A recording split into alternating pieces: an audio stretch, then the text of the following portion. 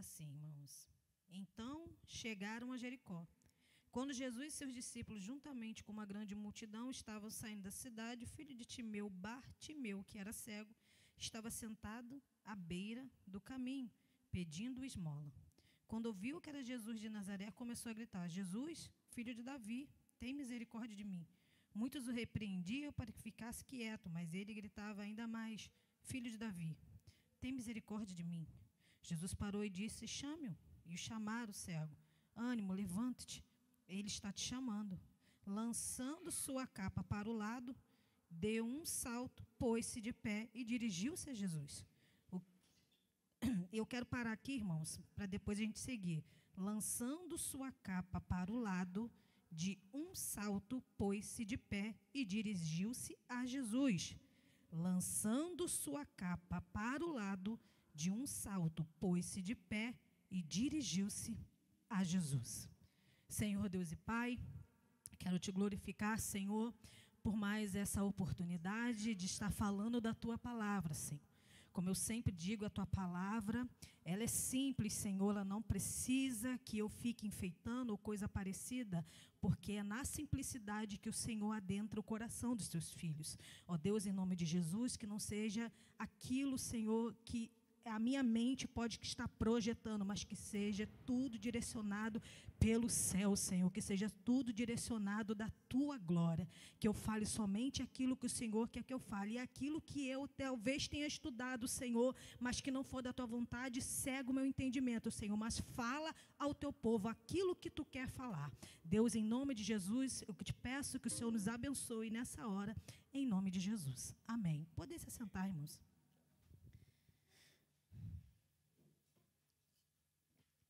Irmão, esse louvor hoje me deu uma cansada. Estou precisando dar uma caminhada, né? Dar uma corrida, porque 3 músicas na sequência, nessa empolgação, o coração não é mais de 20 anos, né? Eu estava ali pela graça. Quem estava dando era a graça mesmo, porque pela gente mesmo a gente não estava conseguindo mais nada.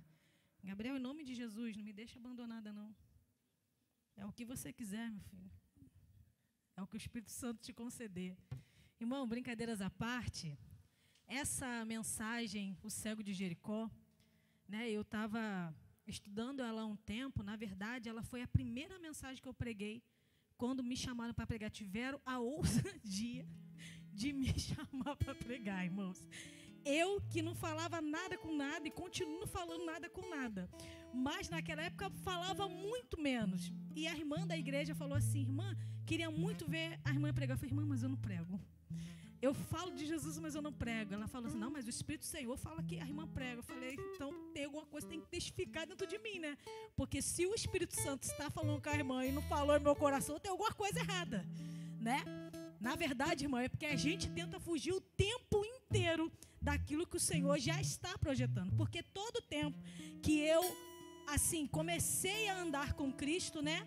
E eu não dei muito tempo solteira na presença do Senhor, porque logo assim, quando eu fui para o Senhor, já casei, e o meu maior incentivador foi o meu esposo. Ele sempre falava isso para mim: minha filha, Deus está chamando para pregar. Eu falei: não, Deus não está me chamando para isso, não. Deus está me chamando só para ficar ali no conjunto das irmãs. Deus está me chamando só para eu dirigir o culto dos jovens. Deus está me chamando só para ficar com as crianças. Ele: minha filha, Deus está te chamando para pregar a palavra. Deus está... Mas aquele velho ditado que diz também, a palavra de Deus diz, né? Vaso de casa não tem honra, irmão. A gente não dá valor, porque às vezes a gente acha que a pessoa está querendo só nos impulsionar para pregar. E eu não achava literalmente, como ainda não acho. Mas eu aprendi uma coisa, que mesmo eu não achando ou eu achando, eu estou servindo ao Senhor da maneira que Ele está me conduzindo. Eu tenho aceitado o meu chamado de um tempo para cá de uma maneira que é o Senhor que tem feito. Porque se depender, irmão, das minhas possibilidades, eu não tenho nenhuma. E essa irmã me chamou para pregar, né? E eu fui pregar nesse lugar e fiquei muito nervosa, irmão. Pensa numa hora que eu botei o pé no púlpito, mas eu já estava querendo sair. Foi desse jeito, eu botei o pé no púlpito e falei: por que eu estou fazendo aqui? Para que eu fui dar ouvido a esses irmãos? Gente, eu estava tão nervosa que eu ficava assim. E o pior, né? eu acho que eu estava contando, como vocês sabem, eu gosto de pregar muito do lado mais histórico. Os irmãos estavam assim, olhando para a minha cara, e eu falei, gente, esse povo não dá um glória, pelo amor de Deus, gente. Eu não vou suportar. E quando eu acabei de pregar aquela mensagem, irmão, eu fui para casa frustrada. Eu fui para casa frustrada porque a gente coloca uma expectativa em cima da gente, né? A gente não coloca uma expectativa em cima do Espírito Santo da maneira que Ele quer trabalhar. Não, a gente coloca uma expectativa em cima da gente achando que é a nossa maneira que Deus vai falar aos corações, e nem sempre é desse jeito. Mas quando eu saí daquele lugar, irmãos, eu recebi várias mensagens de pessoas que falavam assim, como Deus te usou, como Deus falou comigo. E eu falei, não é possível não, gente, não é possível que a gente está servindo o mesmo Deus, não é possível que a gente está adorando a mesma pessoa, porque eu não senti nada. E o Espírito Santo falou comigo, você não precisa sentir nada, o que você tem que fazer é obedecer, porque sentimento ele vem e vai, o que você tem que entender é a obediência, que direto da obediência o Senhor continua operando através da sua vida, porque às vezes nós queremos fazer certas coisas porque nós não estamos sentindo de Deus. Não, eu não estou sentindo isso, eu não estou sentindo aqui. Irmão, se a gente ficar baseado em sentimento, a gente não faz nada para o Senhor. Mas a bendita presença do Senhor está dizendo para você, você não precisa sentir nada, o que você precisa é obedecer o chamado que Deus tem para a sua vida. Aleluia. E naquela oportunidade, irmão, eu estava lendo algo sobre Bartimeu. Por quê? No livro de Marcos vai falar sobre Bartimeu, mas eu acho que no livro de Mateus ou Lucas não fala Bartimeu, fala só o cego de Jericó. E eu gosto da parte de Marcos que fala o cego Bartimeu. Por quê? Porque com certeza Bartimeu era alguém conhecido naquela cidade. Por que eu digo isso, que ele era conhecido, irmãos? Por quê? A mulher do fluxo de sangue, a gente não conhece o nome dela. Os coxos, a gente não conhece o nome dele. Os leprosos, muito menos. E por que haveria de ter Bartimeu ali naquela história? É porque, verdadeiramente, aquele homem não era um homem comum. Não era um homem que se passava desapercebido. Ali praticamente todos da cidade deviam conhecer a sua história, o seu passado. E quando eu estava estudando um pouquinho, eu pesquisando em alguns sites, eu pude perceber que alguns teólogos falavam que o historiador Flávio Joséfo, né, ele conta a história de um homem chamado Timeu. Esse homem, ele era um dos chefes, era um dos generais do exército de Betel. E esse homem, ele luta pela sua cidade, ele luta porque ele é um grande general de um grande exército, mas ele vai entrar na reserva. Como muitos sabem, né, vai ficar ali no descanso, vai ficar aposentado. Só que nesse mesmo tempo, o governo de Roma assume aquele lugar aonde ele estava. E quando aquele governo assume aquele lugar, todas as coisas de pessoas, finanças, bens, ficaram confiscados pelo governo romano. Só que aquele homem, ele não aceitou. Por quê? Porque aquele homem não achou justo ele trabalhar a vida inteira e de repente o governo romano se apossar e ainda assim confiscar todos os seus bens e todas as suas finanças. Então, o historiador vai dizer, na época que eu estava estudando, o historiador dizia que aquele homem se levantou e montou, né, um esquema contra o governo para que o governo devolvesse. E eles começaram a lutar contra o governo de Roma. Só que quando o governo de Roma percebe que vai se montar aquelas pessoas contra eles, eles pegam aqueles homens, matam algum deles, inclusive o pai de Bartimeu. O pai de Bartimeu mata ele, só que ele já tinha uma família, ele tinha um filho dentro da sua casa. Só que ele não mata a sua família. O que ele faz? Ele vai lá, cega aquele menino, dá uma capa para ele poder mendigar até o fim da sua vida, para que ele fique de referência para que nunca as pessoas se levantassem e fizessem a mesma coisa que o pai dele fizesse, que o pai dele fez. Pois bem, há pouco tempo agora, eu fui estudar de novo, estão dizendo que essa história não tem fundamento, né? O livro aos Hebreus, de Flávio Joséfo, não conta essa história. Mas aí eu fui vendo, estudei para procurar outras fontes. Aí tem uma fonte chamada Russell Philip Shedd, eu não sei muito bem falar, porque o meu português, né, filha? Isso aí. Ele tem um dicionário com nomes bíblicos. Ele é um missionário teólogo da Convenção Batista. Ele tem um dicionário aonde ele tem nome de pessoas daquela época que tem essa história. Algumas pessoas vão dizer que no livro dos Hebreus de Flávio Joséfo não contém essa história. Porém, nesse dicionário desse teólogo contém essa história. A bem a verdade eu não sei, porque eu procurei em tudo quanto é lugar e não achei. Mas isso é o que menos importa. Porque que eu quero te dizer uma coisa, irmãos. Na verdade, essas histórias podem ser até infindáveis, pode até não ter veracidade. Mas uma coisa é certa, aquele homem era conhecido na cidade. Porque senão não havia destacado Bartimeu. E muitos sabem que Bartimeu não era o nome de batismo daquele homem. Bar significa e Timeu era o nome do pai. Então seria filho de Timeu, Bartimeu. Ainda assim não conhecemos o nome de batismo daquele homem. Mas uma coisa é certa, aquele homem tinha um pai e aquele pai era conhecido. E antes de entrar na mensagem, irmãos, eu não sei a que paternidade, a que legalidade você tem no seu passado. Muitos aqui, graças a Deus, têm histórias bonitas com seus pais. Tem história de amor com seus pais. Tem história de carinho, de apego, de afeto. Mas outros, irmãos, não têm e nem teve essa oportunidade. É órfão, às vezes, de pai vivo.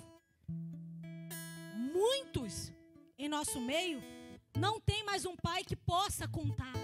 Não tem mais um pai que possa trocar uma ideia, tirar as suas dúvidas do seu futuro, de que maneira ele deve proceder, porque nós olhamos para o nosso pai e vemos que o nosso pai tem uma história de vida e muitas das vezes no que nós queremos sentar com o nosso pai, com a nossa mãe e falar: Senhor, pai, mãe, o que poderemos fazer para seguir nesse caminho?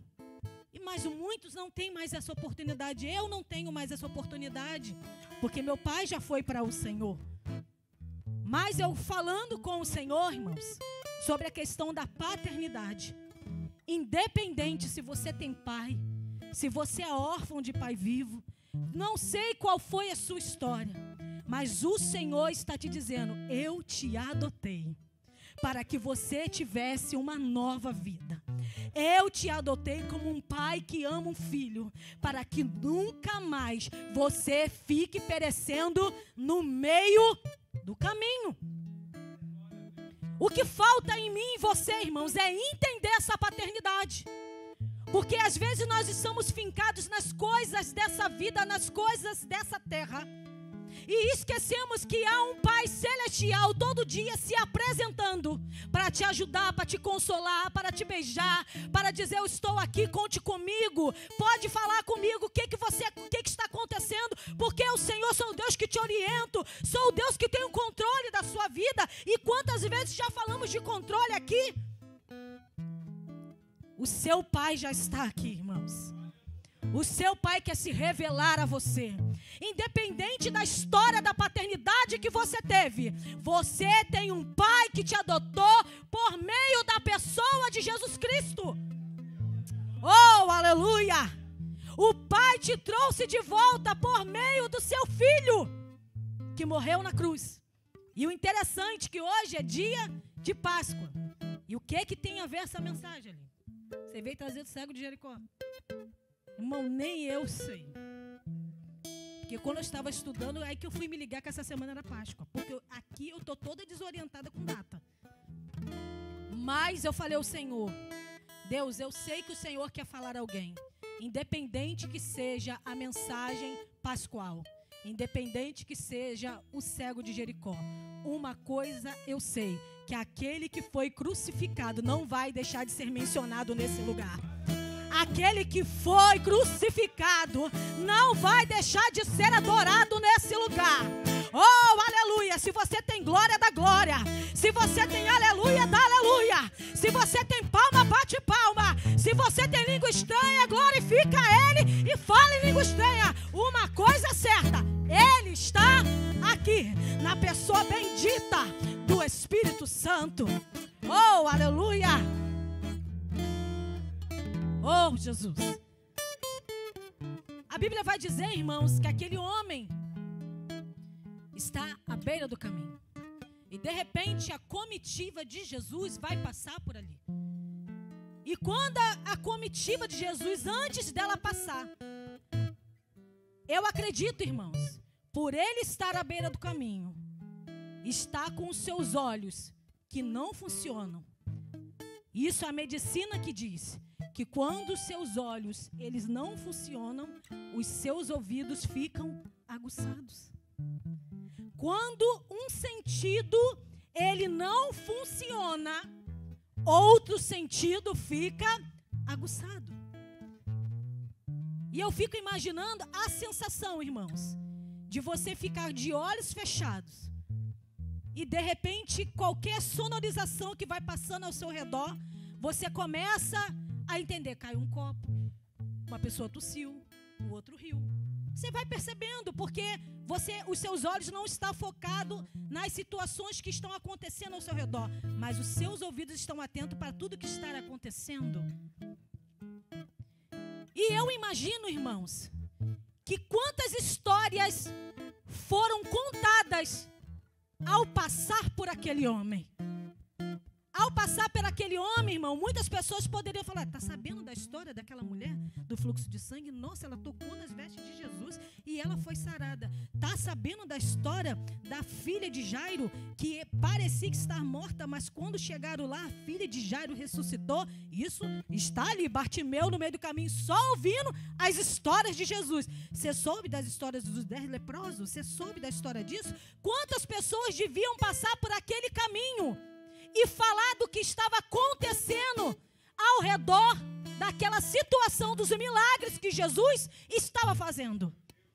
Porque a Bíblia diz que ele intentou no seu coração quando ele percebeu que a multidão vinha e Jesus vinha no caminho. Irmão, se ele não conhecesse a história de Jesus, que operava milagre, o homem ia passar nele, é mais um passando ali.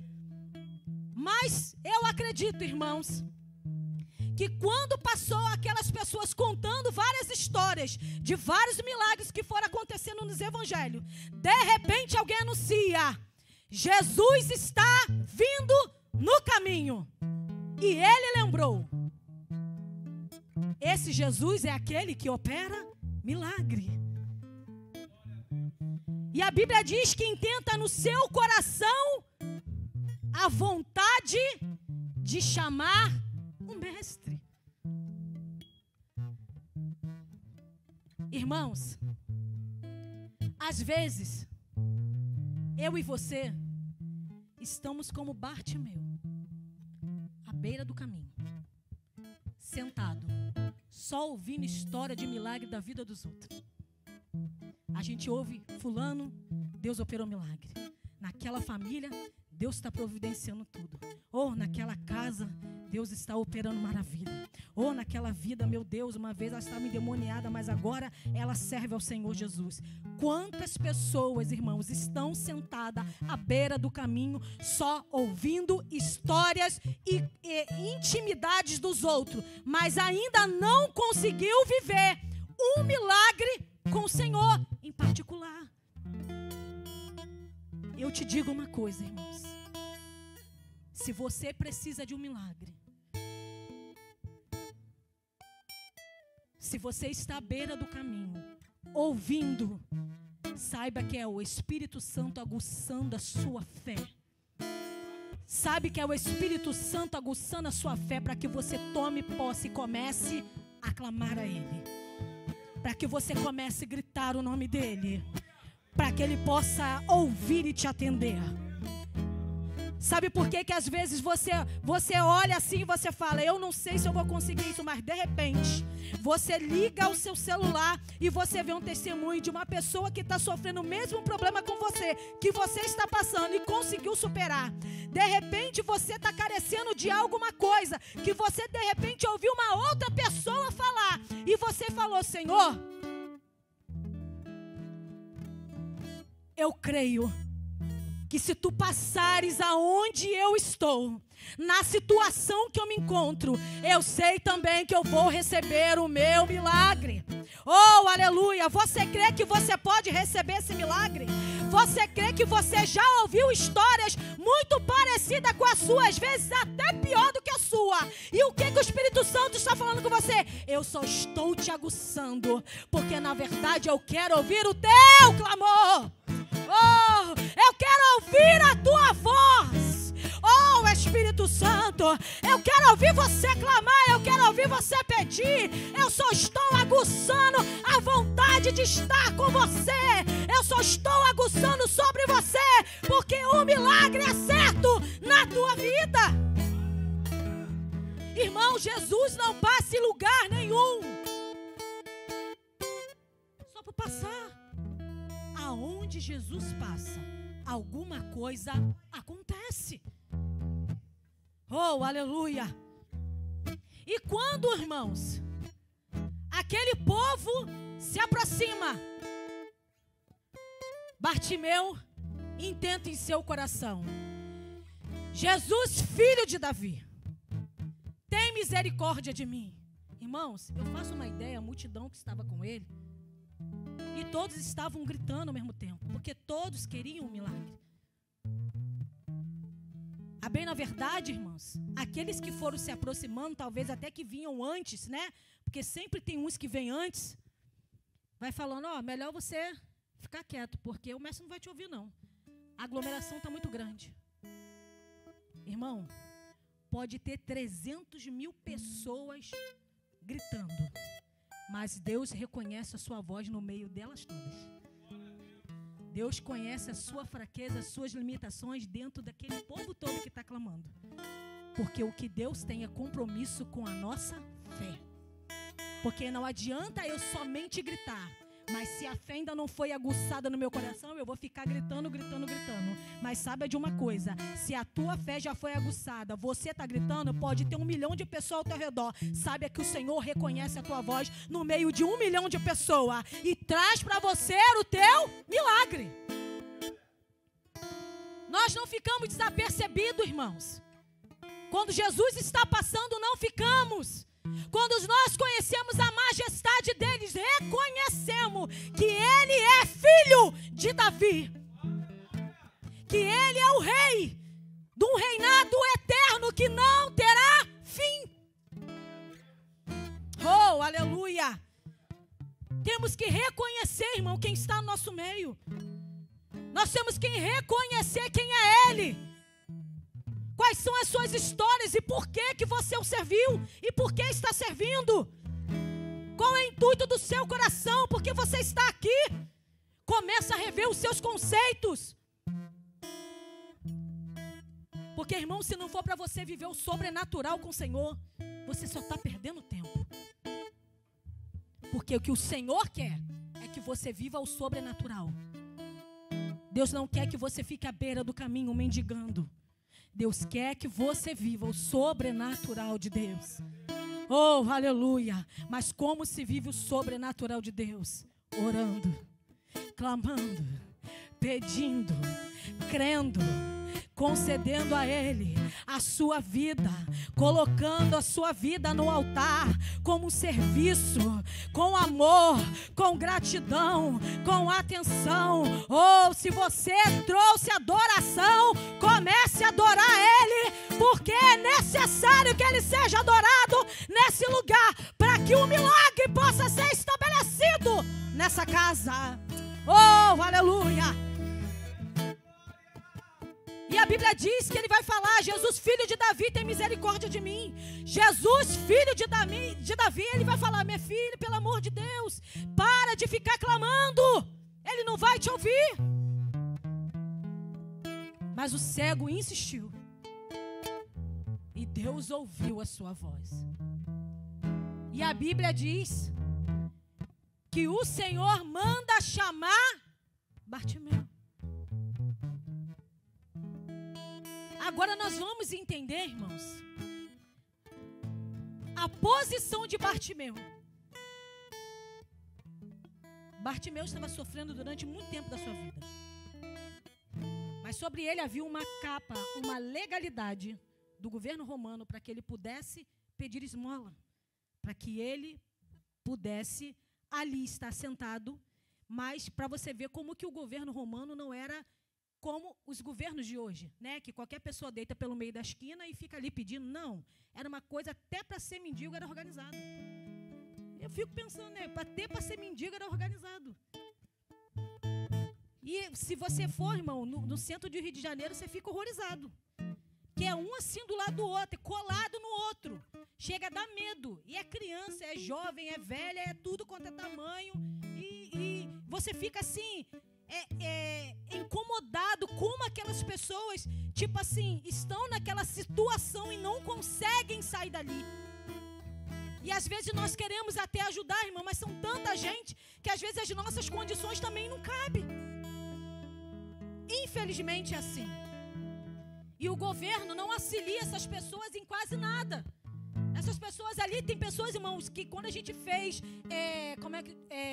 evangelismo na época da Covid, irmãos, era muita gente morando na rua. Naquela época em que o Covid estava no auge. Pessoas passando necessidade com crianças no meio da rua. Tava um frio terrível. Frio, porque naquela época a gente achava que era frio até a gente chegar aqui, né, irmãos? Tava um frio de 20 graus, tava 30 casacos. Aí Jesus falou assim: não sabe de nada, inocente. Que quem já morou no Rio sabe que o negócio lá pega fogo. E pega fogo dos dois lados, irmão. Pega fogo e pega fogo pentecostal e pega fogo mesmo. E a gente ficou ali admirado com aquela quantidade de pessoas que estavam naquela situação de miséria. E espante você ou não, muitas pessoas estavam ali porque queriam estar, mas tinham casas. Muitas delas, tinha uma senhora ali, irmãos, que ela tinha 8 casas alugadas, mas morava na rua. Sabe por que ela morava na rua, irmãos? Porque ela não tinha paz de morar dentro de casa. Porque toda vez que ela entrava na casa dela, era atormentada por um espírito imundo. Ela falou: eu prefiro morar na rua do que morar dentro da minha casa. Olha a situação que Satanás coloca essas pessoas. E é triste de você ver. Você sai de lá, irmão, com o coração amargurado, com o coração contrito. Porque, na verdade, você quer abraçar aquele povo todo, você quer ajudar, mas você não pode, você é limitado. E a única coisa que a gente pode fazer como povo de Deus é orar. Mas voltando à história de Bartimeu. Bartimeu tinha essa capa em que o governo deu a ele, para que ele pudesse ter a liberdade de estar ali mendigando. Só que a Bíblia vai dizer que quando Jesus manda chamar Bartimeu, ele imediatamente dá um salto e joga a sua capa fora. Irmão, ele já havia recebido milagre? A fé de Bartimeu, irmãos, não estava somente em encontrar Jesus. A fé de Bartimeu não estava somente em clamar. A fé de Bartimeu estava a largar a legalidade que ele tinha para trás, para viver o novo de Deus. Ele ainda não havia recebido o seu milagre. Mas quando Jesus manda te chamar, irmãos, e você fica preso à legalidade desse mundo, irmãos, o Senhor não pode fazer nada quando você ainda está preso às legalidades desse mundo. Mas quando você diz para ele, eu não quero mais isso para mim. Se o Senhor mandou me chamar, eu quero viver o sobrenatural. Independente do que Ele vai fazer na minha vida, eu já creio que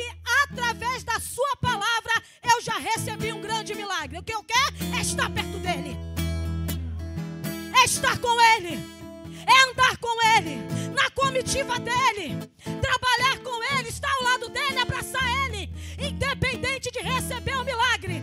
Bartimeu disse: eu não quero mais essa legalidade do mundo, do meu passado.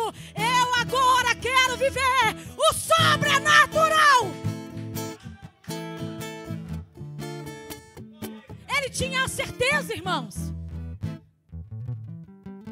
que se ele largasse aquela capa, ele não poderia mais ficar mendigando, pedindo esmola a ninguém.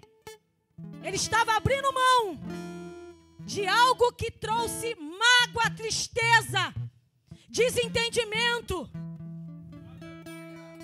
aniquilações da sua vida, dependências emocionais. E ele estava reconhecendo que, independente do que ele passou, do que a situação que ele estava, ele precisava viver algo novo. E para ele viver algo novo, era necessário que ele abandonasse toda a legalidade. Oh, Deus. O Espírito Santo está aqui. E ele está dizendo: já abandonou a sua capa? Porque Bartimeu não precisou que Jesus pedisse a ele. Ele tomou uma atitude de abandonar o seu passado para trás. Os nossos passados mimizentos, de dizer: Senhor, eu estou aqui, tu sabes como eu fui, a minha infância foi assim, eu sofri isso, meus irmãos, Deus sabe disso tudo. Ele está dizendo para você: quer largar isso para trás e viver o novo? Independente do que você sofreu, saiba que hoje tem cura para sua alma. Saiba que hoje tem cura para sua casa, novidade para a tua família. Mas é necessário lançar essa capa fora da vitimização, de dizer: eu sou assim porque eu sofri isso, eu sou assim porque aconteceu isso, eu sou assim por causa disso. Irmão, quando estamos em Cristo, nova criatura temos que ser. Temos que ter novidade de vida com Ele. O seu passado só vai servir de testemunho, como serviu de testemunho aqui para falar dentro da palavra.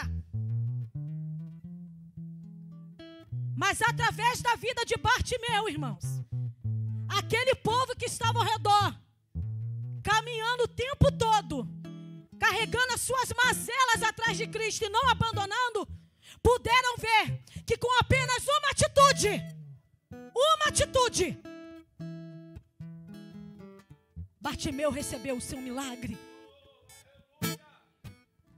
Que basta é você tomar uma atitude para você receber o teu milagre. E que atitude é essa, irmãos?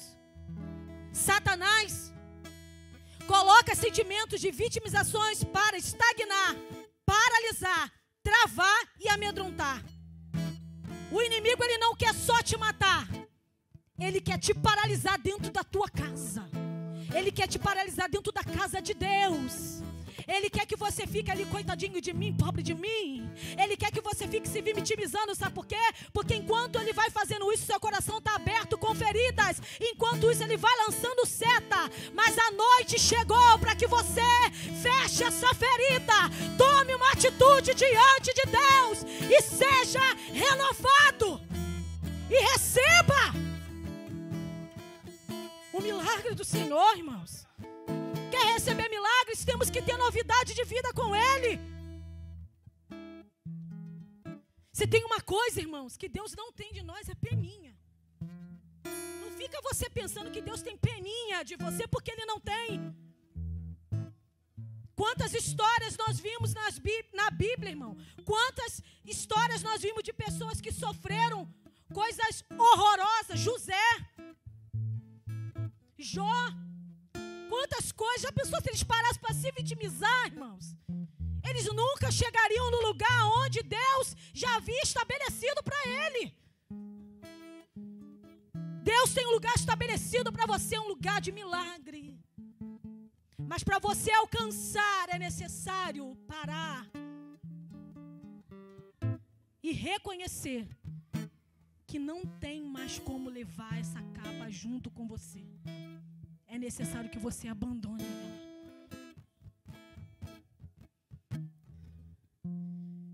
E a Bíblia diz, irmãos, que o Senhor chama Bartimeu. Bartimeu lança fora a sua capa. E ele faz uma pergunta: o que queres que eu te faça? A pergunta que vai ficar aqui para você. Só se você lançou a capa fora.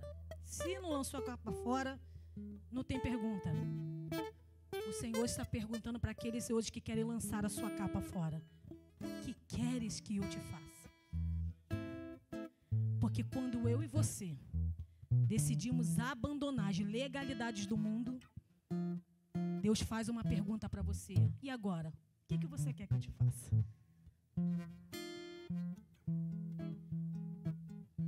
Coloque a mão no seu coração, irmãos.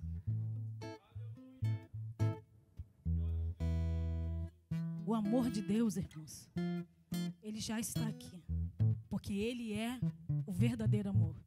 Ele é o amor. E a Bíblia diz que em 1 João 4, 18-19 diz: o amor lança fora todo medo. Todo medo que você tem de viver em Deus.